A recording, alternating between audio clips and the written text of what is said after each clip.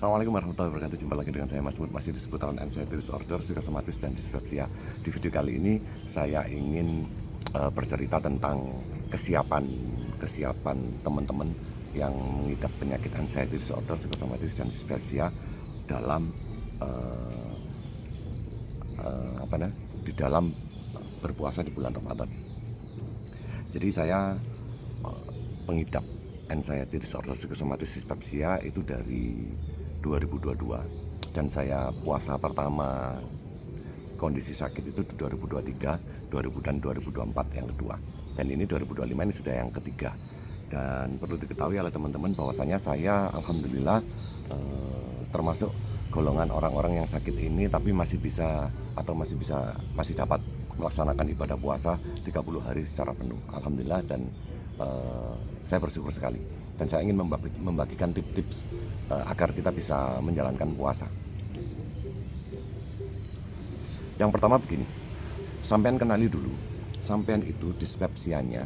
Saya tidak ngomong anxiety-nya dulu, saya ngomong dispepsianya. Sampean kenali dulu bahwa sampean sendiri itu mengalami dispepsia organik atau fungsional.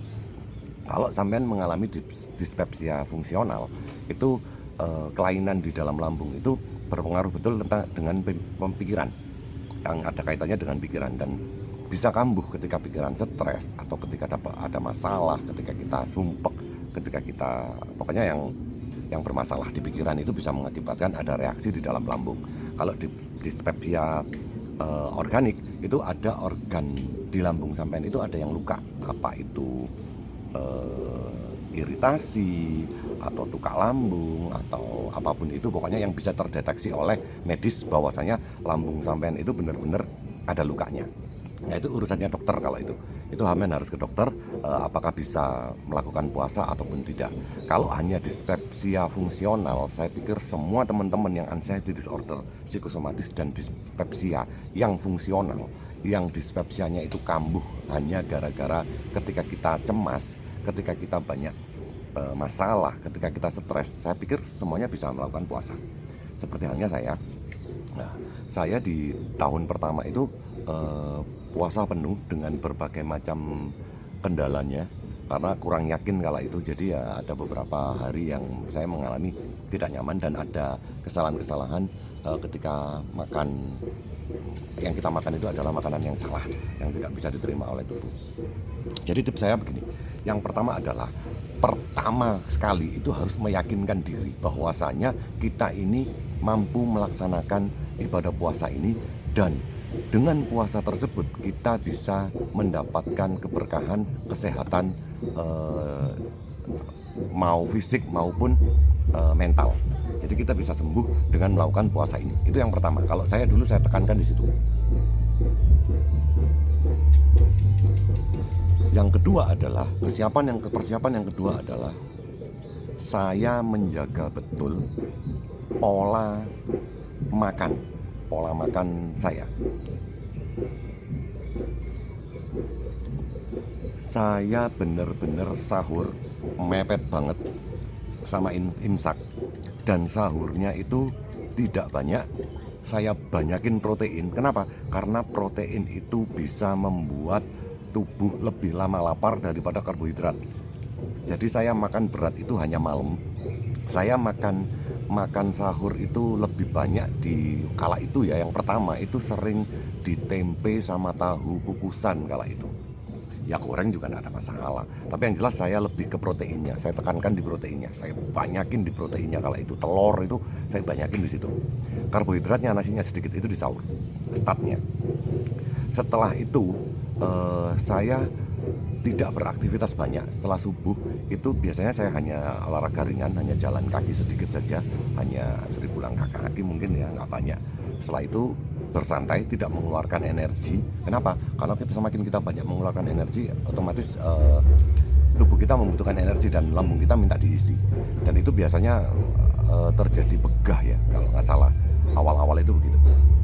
Takutnya teman-teman nanti seperti itu. Tapi begah itu ketika tidak dirasakan dan kita buat untuk tidur saja, nggak ada masalah. Tapi waktu itu saya buat tidur ya memang ya.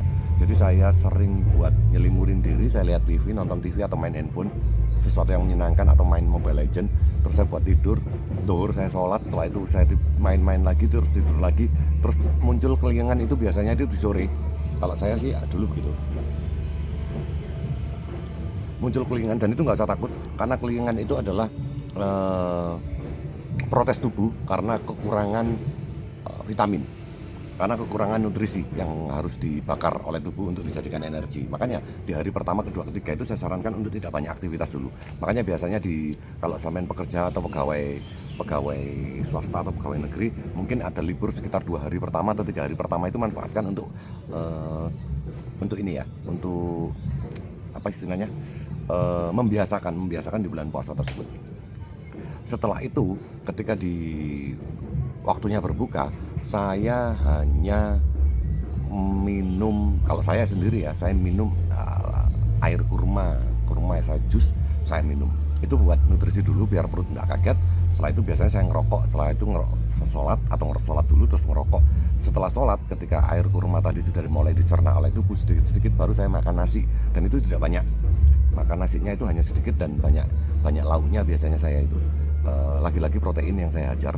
Sebenarnya nggak harus protein kalau ini ya, kalau berbuka itu bebas saja. Yang jelas saya kala itu menghindari, hari pertama saya hindari minuman dingin, saya hindari minuman yang sangat manis yang dari sirup, saya hindari santan. Biasanya godaan yang terberat itu adalah kolak dan serabi atau petulo. Ya, itu menu wajib bulan puasa itu saya hindari di hari pertama, kedua, ketiga. Setelah itu setelah makan sedikit baru sholat tarawih biasanya saya. Setelah sholat tarawih itu tubuh mengeluarkan keringat, ada aktivitas yang nyata, dan tubuh melakukan mengeluarkan keringat, akhirnya bersemangat. Saya biasanya di hari pertama itu saya buat sekuat mungkin melek. Nanti jam 11-an itu saya makan agak berat, 10-11 itu biasanya makan agak berat.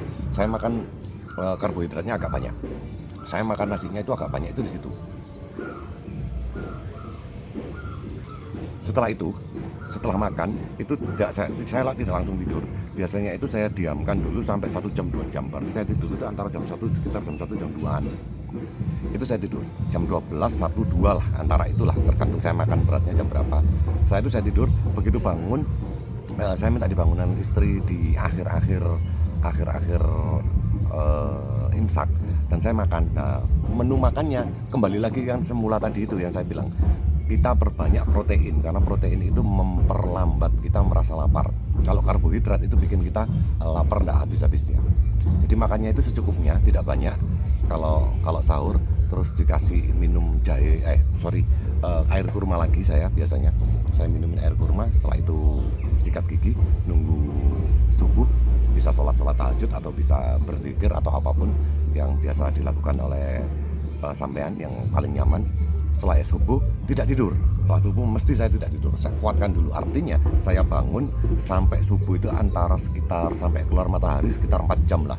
Nah di situ tiba-tiba kita ngantuk ya. Kita ngantuk di jam 8 mungkin ya. Jam 7 jam 8 itu kita ngantuk. Kita boleh tidur jam segitu. Kalau bisa sampai jam 9 ya bagus lah. Tidur jam 9, bangun duhur. Setelah itu sholat duhur jam 1 atau jam 12.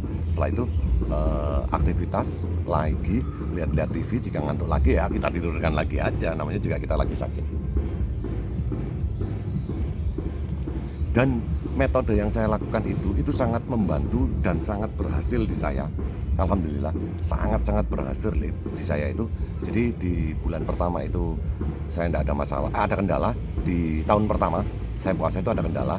Kalau nggak salah itu yang terparah itu karena masih ada anxiety-nya ya dikit-dikit ya. Saya itu kendala di hari ke-11 kalau nggak salah, saya bikin videonya itu ada kendala sedikit, dan cara mengatasinya sudah ada juga. Terus setelah itu tidak ada lagi, dan setelah itu nyaman sekali. Dan setelah lebaran benar-benar sukses. Benar-benar pikiran itu jadi lebih fresh, jauh lebih fresh. Terus lambung itu jauh lebih bagus. Karena apa? Karena banyak riset menyatakan bahwasanya membiarkan lambung kosong selama 12 jam. Kita kan kalau puasa di Indonesia itu kan 14 jam ya kan, terpotongnya sedikit. Membiarkan lambung kosong selama 12 jam itu sangat istimewa, sangat bagus. Yang semula kita biarkan di malam hari dan kita pakai untuk tidur, akhirnya bangunnya kan tidak ada kelingan kan, soalnya dipakai untuk tidur, energi yang dipakai itu tidak banyak. Tapi kita berubah, kita biarkan lambung kosong di siang hari. Nah itu bedanya, itu membuat lambung itu jadi semakin membaik. Itu yang saya heran, makanya sampai detik ini saya heran. Makanya ketika saya mulai mendekati bulan puasa itu, saya itu antusias sekali. Kenapa? Karena setelah lebaran itu saya selalu merasa terlahir kembali, istilahnya itu. Jadi sangat bersemangat saya. Lebaran itu jadi bersemangat sekali sudah, karena itu tadi, karena lambungnya membaik dan pikirannya juga membaik. Karena apa? Karena kita lebih mendekatkan diri kepada Allah Subhanahu wa taala dan kita lebih banyak beribadah. Itu membuat ada ketenangan secara rohani dan itu bisa menjadikan pikiran kita jauh lebih sembuh daripada hari-hari biasa. Toh begini, kalau logika saya, kita ini sudah dibiarkan dalam 11 bulan untuk makan, minum, dan ibadahnya juga hanya sekedar sholat aja kan. Nggak ada ibadah-ibadah yang tertentu, nggak ada tarawih, nggak ada, kan tahajud aja jarang-jarang kan kita orang ini, apalagi yang sibuk-sibuk dan sok sibuk ya pasti akan susah sholat tahajud itu. Paling tak bangun malam juga hanya ke kamar mandi, pipis, terus tidur lagi. Nah ketika di bulan Ramadan itu karena suasananya juga mendukung, ada pengajian di musola-musola dan masjid-masjid itu terdengar sampai jam 10-11. Itu sangat menenteramkan hati, menyenangkan hati, sangat mendinginkan hati dan pikiran. Jadi kita terdorong untuk melakukan ibadah lebih banyak di bulan Ramadan itu. Dan akhirnya ketika lebaran kita diterapi oleh puasa tersebut dan diterapi rohani oleh ibadah-ibadah yang banyak tersebut. Jadi kita jadi setelah lebaran itu jadi semakin sembuh. Toh ketika ada yang bilang tidak kuat puasa, beberapa teman-teman yang bilang tidak kuat puasa, saya juga tidak menyalahkan, karena memang satu mungkin keyakinannya kurang, bukan keyakinan tentang agamanya ya, keyakinan tentang dirinya sendiri bahwa dia mampu untuk melaksanakan tersebut, itu kurang, tekadnya itu kurang. Terus yang kedua ini sangat bisa dimaklumi bahwasanya sampean masih ada sakit lambung yang ini dispepsia organiknya. Jadi organ lambung sampean ini ada, atau ususnya sampean itu masih ada lukanya, atau ada lecetnya, atau ada pokoknya ada sakitnya. Nah itu yang terdeteksi oleh medis. Nah itu yang bisa dimaklumi, karena memang sampean masih sakit dan itu harus ada penanganan medis ya. Ketika dokter harus meminum obat, sebenarnya bisa disiasati kok. Sampean bisa minum obatnya itu ketika buka, sebelum tidur, sama sahur, kan bisa sebenarnya. Tinggal dibalik saja, antara malam dan siang hanya dibalik begitu saja. Apalagi yang kita pegawai swasta, atau kita yang wira swasta, usaha sendiri di rumah, atau usahanya buka toko, atau yang tidak terikat dengan orang lain waktunya, itu kan bisa kita membalik antara siang dan malam. Tidak ada masalah kok, hanya 1 bulan aja kehidupannya bergeser ke kehidupan malam. Nggak ada masalah dan itu baik-baik saja dan saya sudah terapkan. Terus saya cerita lagi di tahun kedua. Di tahun kedua itu saya hampir tidak mengalami kendala apapun, karena keyakinan saya semakin kuat. Jadi dan anxiety saya juga sudah hampir tidak ada ya. Jadi saya melakukan puasa itu ya baik-baik saja seperti orang-orang normal. Saya malah begadang, saya nongkrong. Ada di video saya juga, beberapa saya buatkan video. Saya begadang, cuman ada missnya sedikit, hanya karena begadangnya itu 3 hari berturut-turut, dan siangnya itu saya banyak aktivitas dan saya salah makan. Jadi combo ya, kesalahan itu combo. Begadangnya iya, kurang tidurnya iya, terus salah makannya iya.